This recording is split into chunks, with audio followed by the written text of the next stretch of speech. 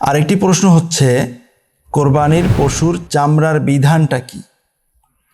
উত্তর হচ্ছে, কোরবানির পশুর চামড়া কোনো কাজের বিনিময়ে কাউকে দেওয়া যাবে না। যারা গোশত বানাইছেন অথবা যে কোনো হেল্প করছেন তাদেরকে কোনো বিনিময়ে চামড়া দেওয়া যাবে না।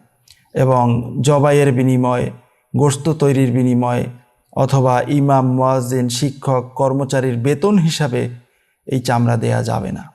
এমনও শোনা যায় অনেক জায়গায় যে ইমাম সাহেবকে বেতন কম দেয় বিধায় কোরবানির সময় চামড়াগুলো তাকে দিয়ে দেয়। এটা হবে না, কোরবানি আদায় হবে না। এতে বিনিময় হিসাবে কোরবানির চামড়া কাউকে দেওয়া যাবে না।